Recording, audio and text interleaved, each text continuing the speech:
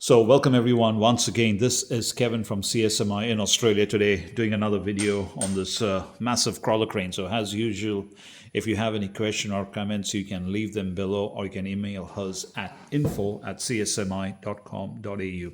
So I've gone ahead and again programmed this radio a little bit to the way I wanted.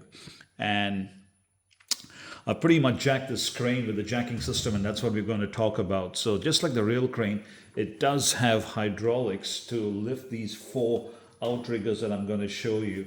And what the outrigger does is it pretty much lifts the whole crawler crane under carriage up, and then you can actually lock in these this massive track drives onto it.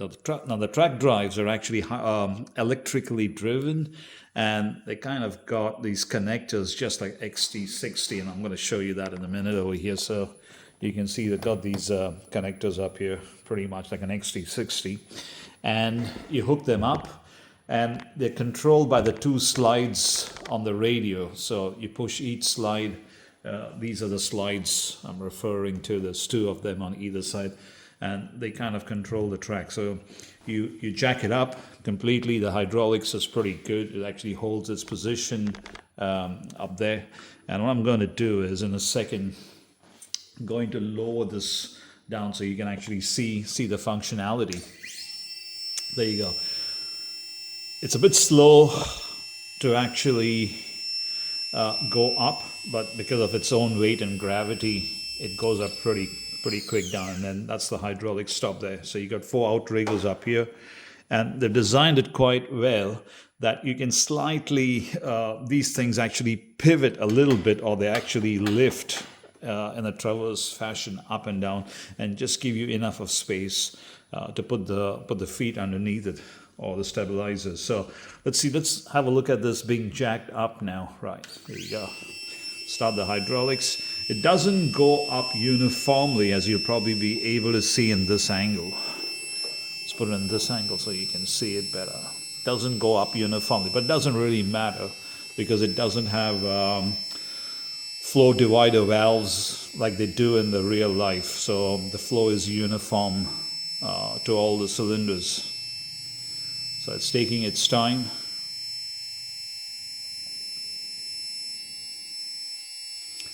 So I'm just going to give it a bit of a push.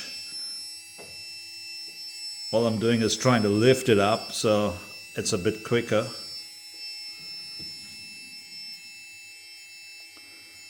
Still going up.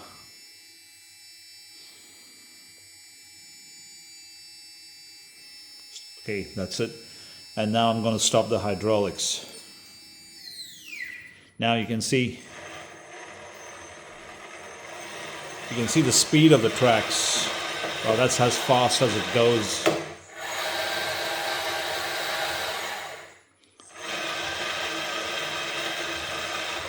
Not that you're going to move pretty quick over there. So that's the jacking system, and that's about the tracks. There's a lot of detail I haven't put on the tracks yet, but I will get onto that part over there. So not a very big video, just a small few things that I'm going to show you. So the counterweight at the back, the very first counterweight is secured by these pins up here, and then you got a locking screw. I haven't put the locking screw in. It is basically you push the pin, and then the securing screw keeps the teardrop, what we call a temporary locking mechanism, because if you have to weld it and then you got to cut the weld, that's what you classify as a permanent locking system. But if you can actually take it out and not damage anything, then that's what we call a temporary locking system. That's what it's got over there.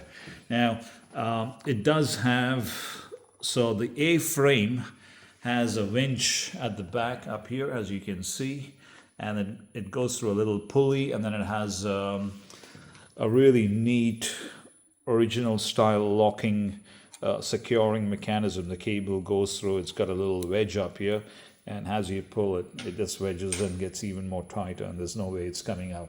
So that's the A-frame. I mean, at some point I'll probably make a video of showing how the actual crane is erected. So that's where we're going to stop on this one.